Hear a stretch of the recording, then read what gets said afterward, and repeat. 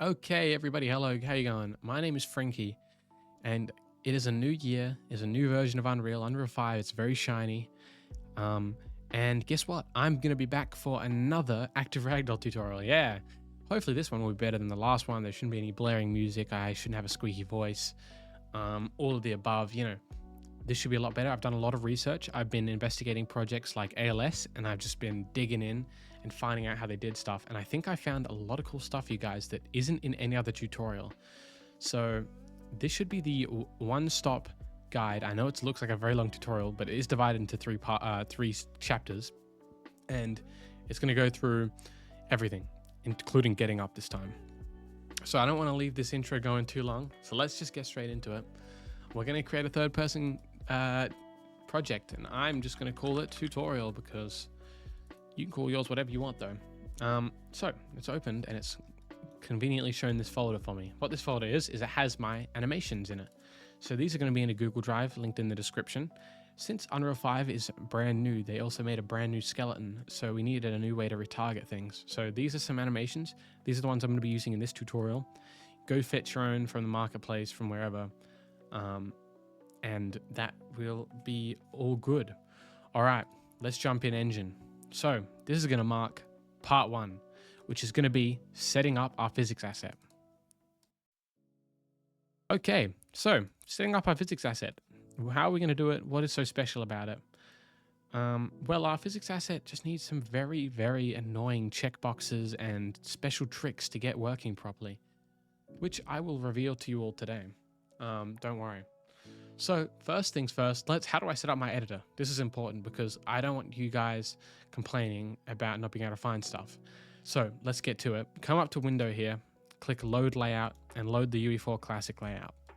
As you can see, perfect. Come up to window again, come up to content browser and bring a second content browser out. And what Epic's done for us very conveniently is by default, we are in the correct folders. We're in the blueprint folder and we are in the animation folder. Awesome. Thank you, Unreal. Thank you, Epic. So let's open up our animation blueprint, because then if we also dock that, what we can see is this button in the top right to open our physics asset. So let's open up our physics asset. All right. So here's our physics asset. If you click these arrows and click simulate, you can see the character flopping. I should mention just before we go any further, this is going to be an intermediate tutorial. I am expecting you to know a little bit about Unreal because things are going to move very fast because there's a lot of content to get through. So if you're having trouble keeping up, just slow the video down. There's a YouTube option. I want to get this quickly done for everyone else. So let's not waste time then. Let's keep going. All right, so first thing we're going to do is right click on the hierarchy here and just click select all constraints. So now that's going to have all the constraints on this ragdoll selected. Then you're going to want to scroll down here, yeah, all the way angular motor. You see this angular drive mode? It says slurp right now. We don't want slurp, we want twist and swing. So turn on twist and swing, then tick all 4 boxes. All right. Now in this strength mode under the target velocity strength, just highlight it. Type 1, press enter. It's not going to look like anything happened, but it did happen. It did work. It just didn't look like it. Perfect. All right, click away. Deselect everything. Perfect. Now you're going to want to zoom in, and you'll see this little bone here. So we have our thigh joints, and then we have our pelvis. This is the pelvis. It's below the spine. It's this pelvis joint here. It's this. Yeah. When you select it, you should see the cones get bigger. All right. Once you got it selected, come over here and disable all of this. Disable all of the 4 tick boxes in the angular motor and set the angular drive mode back to slurp, because we don't want our pelvis dictating where we're going, because that would mean it would try to follow the root motion and it wouldn't look great. Then also come down to the feet here, select the left foot joint and the right foot joint, and also turn off the target velocity. Just turn off these bottom 2 ticks. Okay, that's how easy that is. Make sure you're paying attention to that. That's important. That's one of the tricks ALS uses that does not come with the standard Unreal mannequin. The next thing we're going to do is we're going to just click Control and then click A, and that's going to select all of our bodies. As you can see, that goes blue. Scroll up to the top, and you should see angular dampening. ALS sets the angular dampening at 50, and that is generally what looks best. So just, yeah, Control A, set 50. Now this is the slightly fucky part that Unreal doesn't really tell you about. So I haven't seen anyone cover this, but basically when you start simulating something, and if its root starts simulating, so if a skeletal mesh's root starts simulating, it actually gets detached from its parent. We don't want that. So what my solution is, and what ALS's solution was, is to go and create a root physics body, but have it kinematic so it doesn't move. Anyway, let's not waste time. Let's get into that. Click this cog up here, and then click Show All Bones to see all the bones. You should see up the top, Root. Right click on Root, add Shape, add Sphere. Doesn't really matter what shape it is, but we're just doing a sphere for now. Now up the top, under the Physics tab, you should see Physics Type.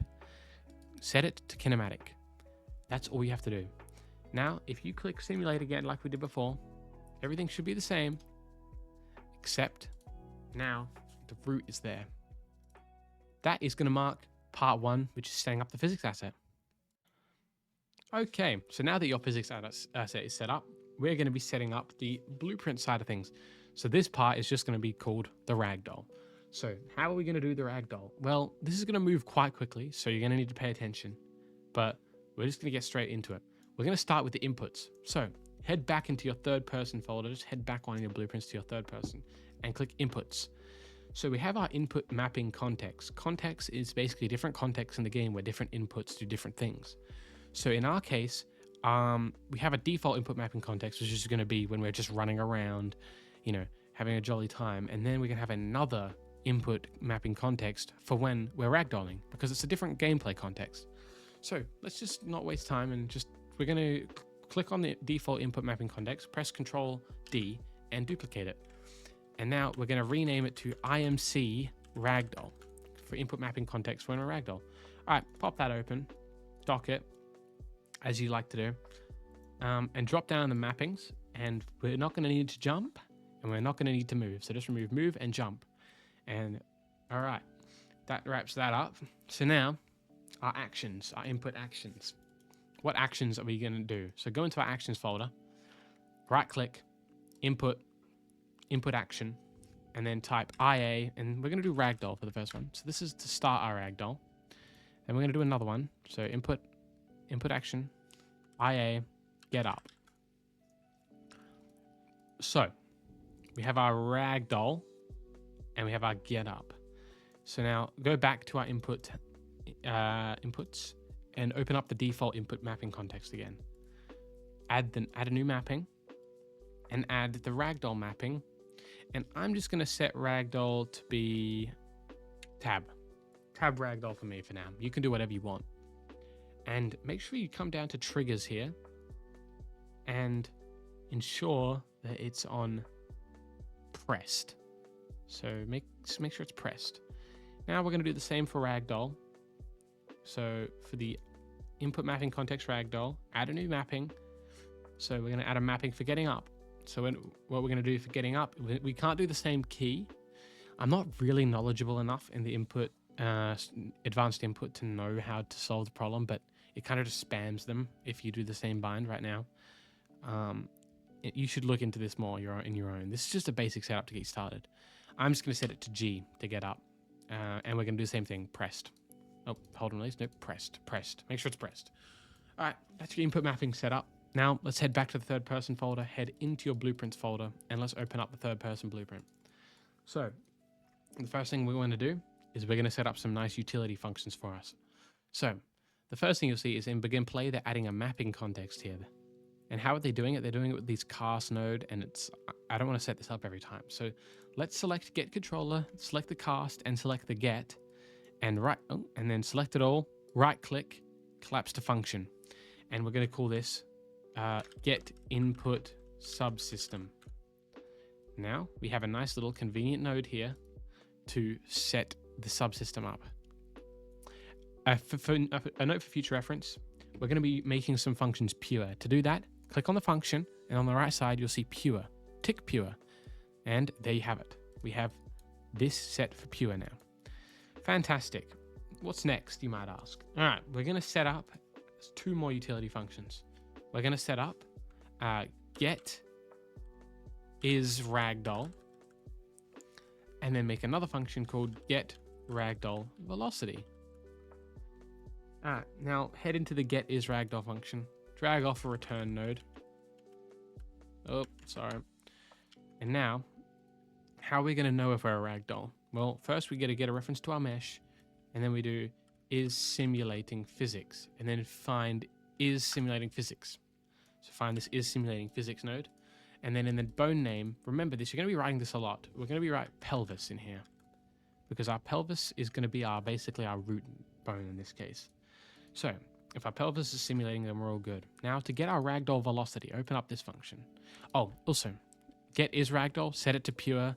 Get Ragdoll velocity, set it to pure. Set both of these new functions to pure. So get Ragdoll velocity, drag off the return node like we do. Now, to get the Ragdoll velocity, we're going to use our pelvis's velocity. So drag off your mesh reference and then type get bone linear velocity here. You see this? Get bone linear velocity. So you can type get bone linear velocity. Connect that there. Connect that there. And then drag the return value out. And then for the bone name, drag off, right, make literal name. And the literal name is going to be, you guessed it, pelvis. So node should look like this. Take note. This is our util here.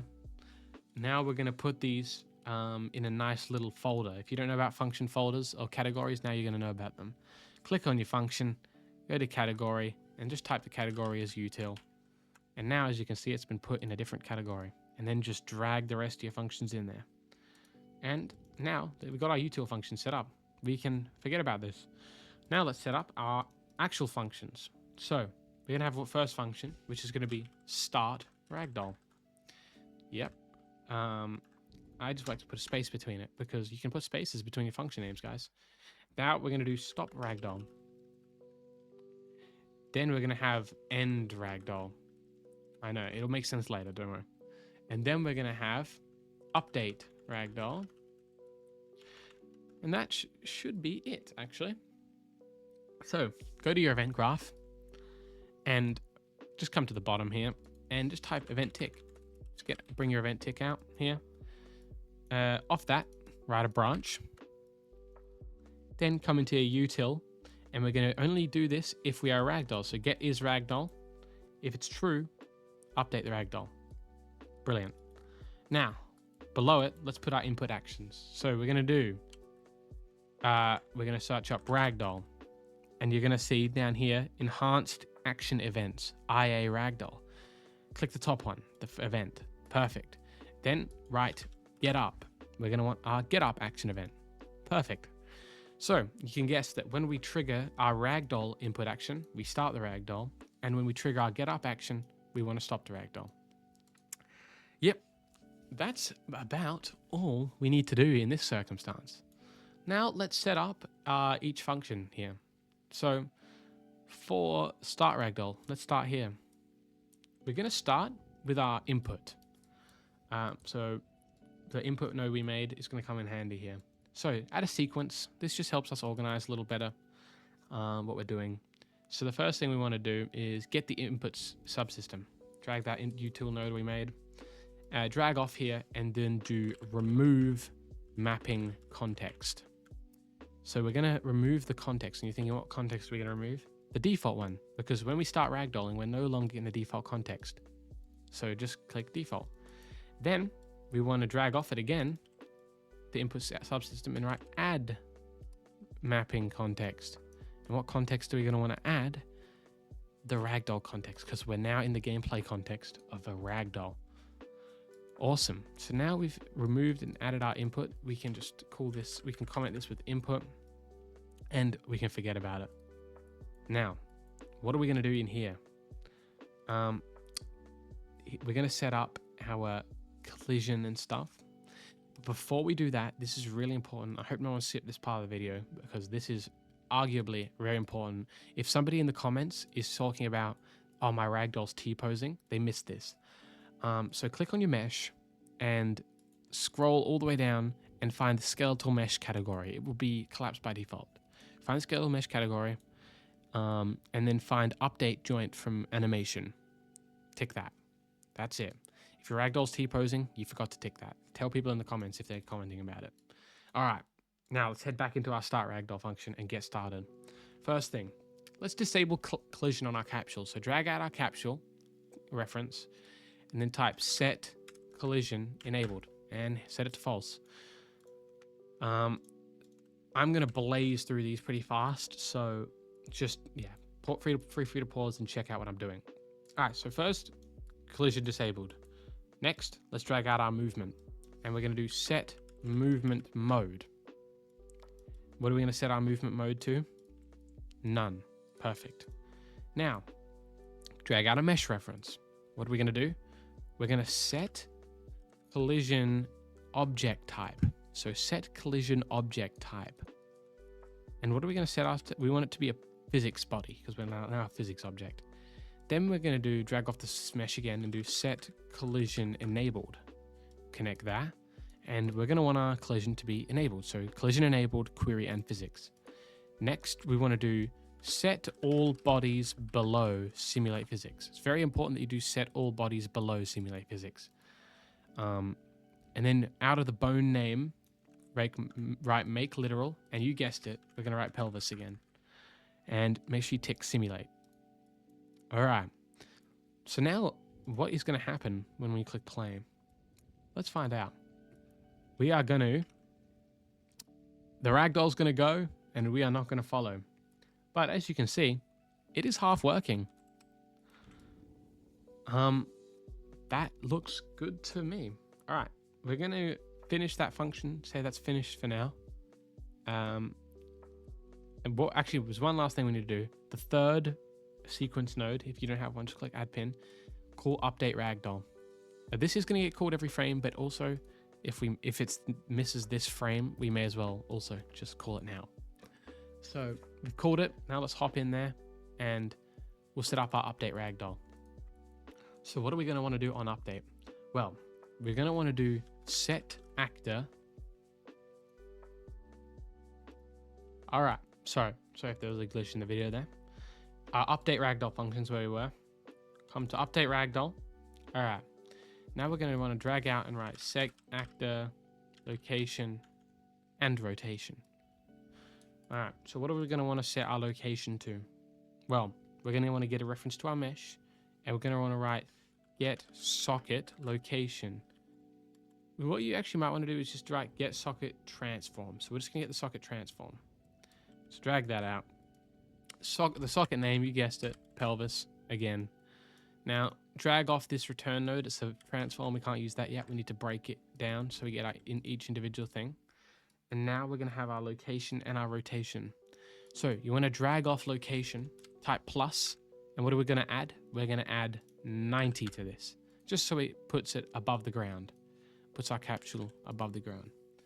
For rotation, you just want to break it, break rotator, find break rotator, and then drag off and type make rotator. And the only node we want connected is the yaw. So only connect the yaw. All right. And that looks great.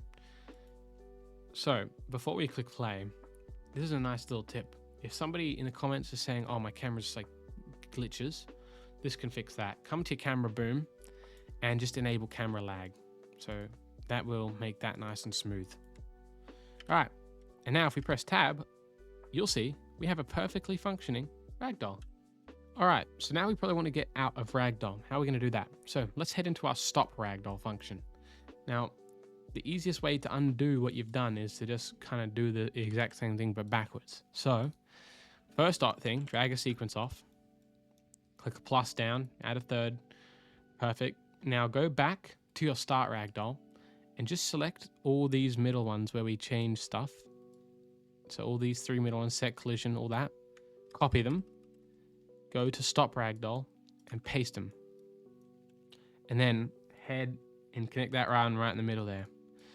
So let's go through one by one. For the capsule, set collision enabled. Set that back to collision enabled, right? That's the first one. That's the first node.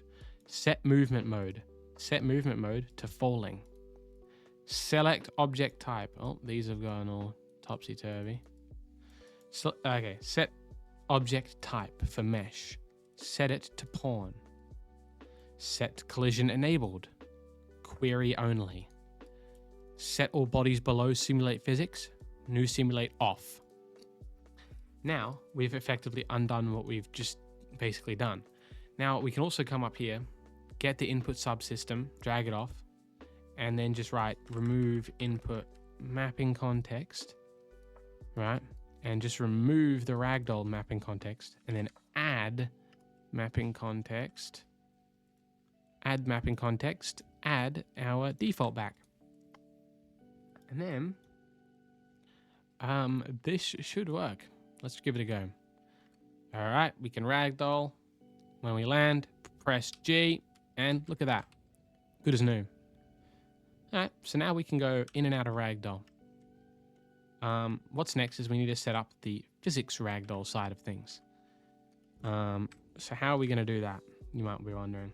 Well, we're going to do that in our update Ragdoll. So head back into your update Ragdoll thing here.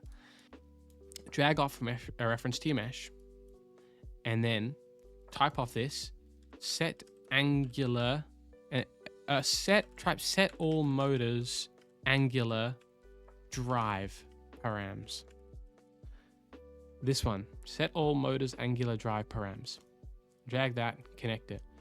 You'll have 3 connection options. You'll have spring, dampening, and force limit. Now, a spring is what we're interested in. So this basically determines how stiff we are. If we type in, 5,000 here, we're effectively just going to be standing, well, until we fall over. But you can see we're pretty stiff. But if I set it to something like 200, he'll basically just be floppy. So as you can see, it kind of determines how strong our Ragdoll is. So just drag off it and write map. And what we're going to do is we're going to map our velocity of our Ragdoll to how taut our motors are. So then drag off your get Ragdoll velocity node, and then drag off the return node and write length. So we have the length of that, and then connect that to value, and then just straighten those out like that.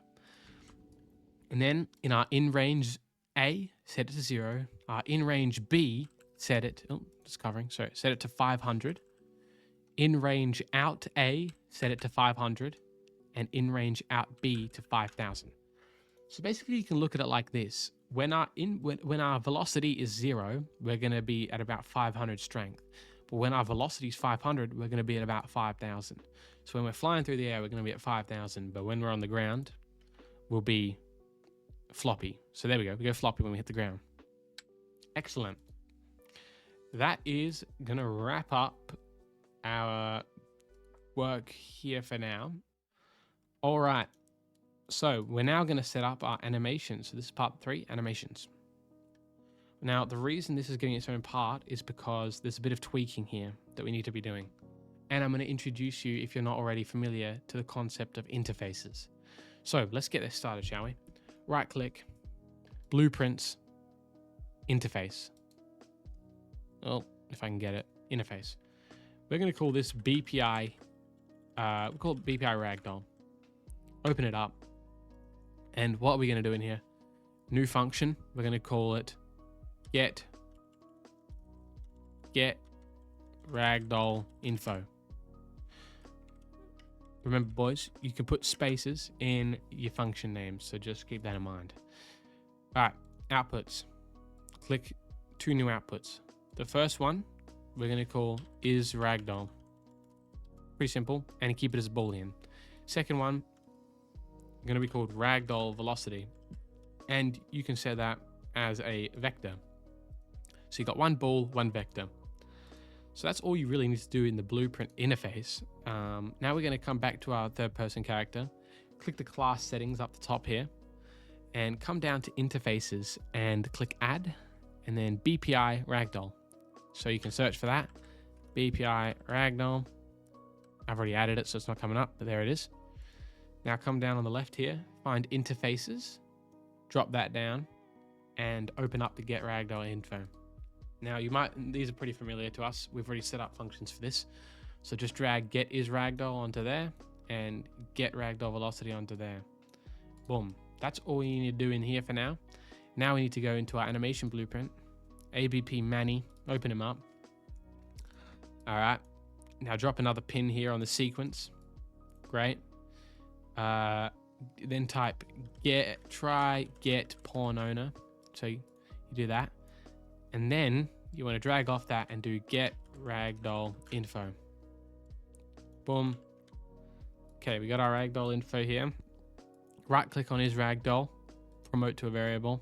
Right click on the velocity, promote to a variable. We're going to make another variable while we're here. So the ragdoll velocity that you just promoted to a variable, drag off it, right break. Doesn't matter which one you click, by the way, here, just either one. And then you should see you have a Z. Now right click on the Z and promote to a variable. I'm going to call that ragdoll Z velocity. Now we have our Z velocity. So we actually now know in our animation when we're in a ragdoll. So what can we use that for? Well, we're going to do a bunch of Boolean blends to essentially figure out what state we should be in. Because I'm not much of a fan of state machines. I prefer logic kind of trees. So we're going to use those. But you can set this up however you want. But this is how I'm going to do it. First thing we're going to do when we're in the animation blueprint is move this default slot. Just press Control X to cut it. Paste it over by the output here. All right. So in between, so now the control rig's in between the main state and the default slot. That's for later. Now drag off your default slot here and write blend by bool. Nope, blend by bool. Blend poses by bool. So in here, we're going to drag off and get our is ragdoll, but then we're going to drag off it and just type an exclamation mark and just find not here. Not Boolean. Not Boolean. Is that what we want? And now what we're going to want to do is kind of set up a few different states here. So first things first, drag off that again and write another blend by bool. So now we have another blend by bool. And we're going to drag off our ragdoll velocity, get the length, and then if our length is greater than 100, well actually, yeah, nah, we'll do 200. If it's greater than 200, hook that up to your active value. So if our ragdoll is greater than 200, we're going to do something. If it's less than, we're going to do another thing. So come over to your asset browser here, and then just type EX so we can just, oh, we haven't imported the animations yet. That's probably what we should do next. All right, so just come back to your folder view. You can manage this however you want. I'm just going to make a new folder. And I'm going to call it Ragdolls. Get those animations that you should have downloaded earlier. Let me just grab them over here. And import them under SK Mannequin. All right. Perfect. Now that you've got all these, we should just be able to, yep, they come up now. So type EX, and we should be able to see falling and tonic seizure. So let's just do for now.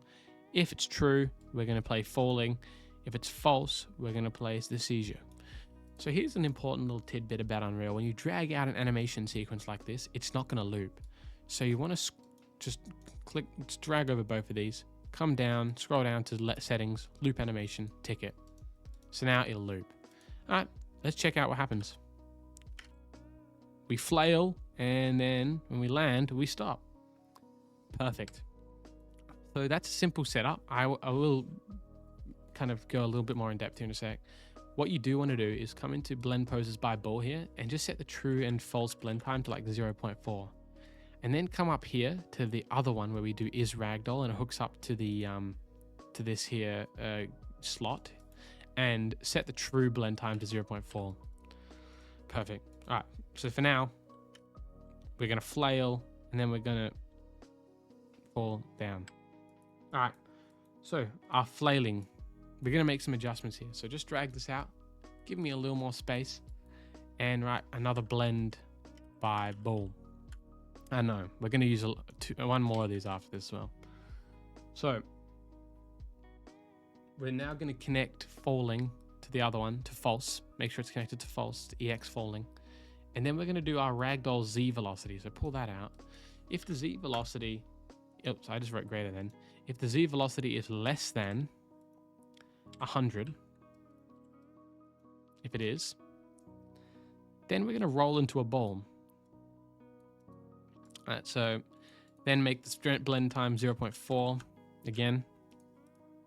And now you'll see that if we jump, we're going to do that, and then we're going to curl up, and then we're going to hit the ground and fold out again. And I think that just looks really nice.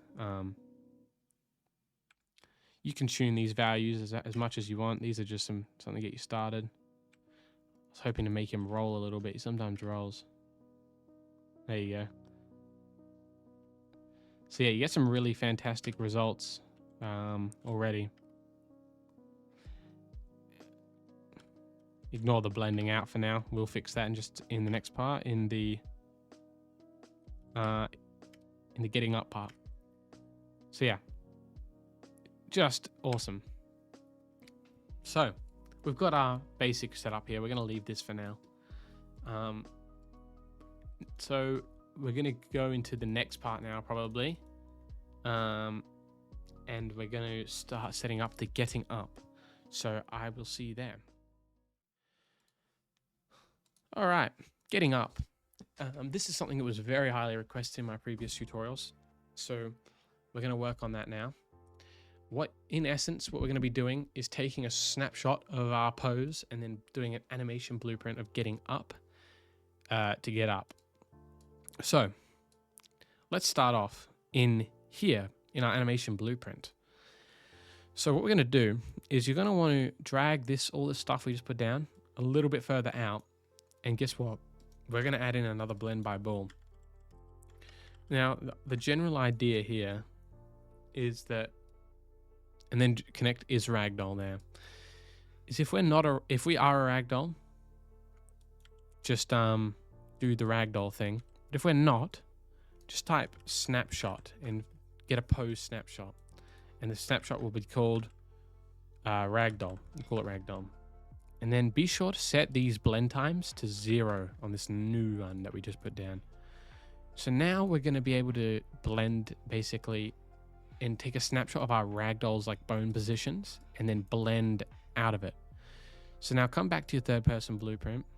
Come over to stop Ragdoll. So now you want to drag out your mesh. Get a reference to your anim instance. And then what you're going to want to do is write save pose snapshot. So drag that out, and the snapshot name is what we thought it was. It was Ragdoll. That's what we just set up.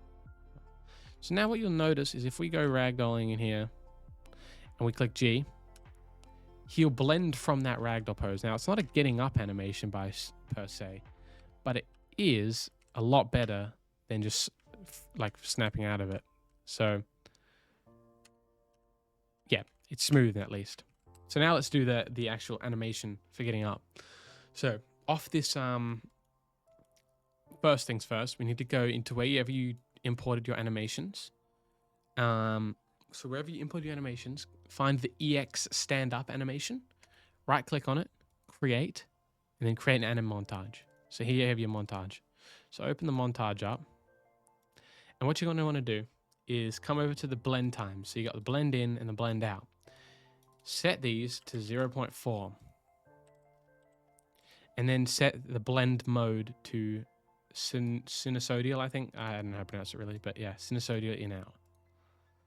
And this will just help our blend a little bit. Unfortunately, this animation isn't very good. So I would really suggest replacing this basically as soon as you can. So close out of that for now. We don't need that anymore.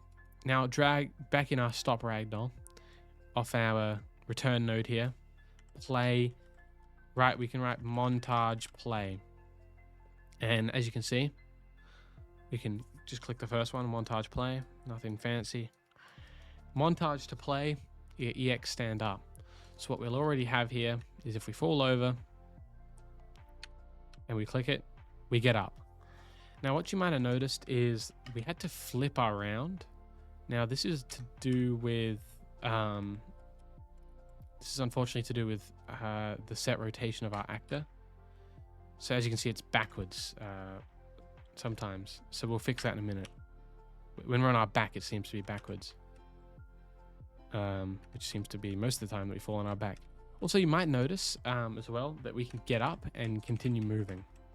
Now, a fix for that is to actually just keep the movement disabled. And this is why I ended up making this end ragdoll node. So off this time here, off montage place, you get a time value here. This is just a time that's basically how long this animation is going to take to play. And what we can write in here is we can write we can write set timer by event. And there it is, the top one. Drag off that, do create event, as you can see. And then in the event list, just search for end ragdoll and click it. So now when this montage finishes, end ragdoll will get called. And what I'm going to do is I'm going to come up to where we're setting our inputs. So we're removing the input mapping, that's fine. But where we add it, just delete add in the default back. So instead of adding the default back now, we're going to wait until our ragdoll ends. So now go to end ragdoll, go into our util, get the input subsystem, and then add mapping content default. So I don't know if you can see that, but this is an Unreal crash, and it will happen. If you're saving often, you shouldn't have a problem with this, but yeah, Unreal 5 crashes a lot, so make sure you guys are saving. All right, I'm back where I was. So now I can add the input in the end ragdoll, add mapping context, and we can add default mapping context. So now after we get up, oh wow, we need a roll. After we get up, while we're getting up, we can't move. And then when we get up, we can. So fantastic. We can get up. We have a nice, really dynamic ragdoll. I'm going to now show you how to fix that problem with the ragdoll seemingly facing the wrong direction.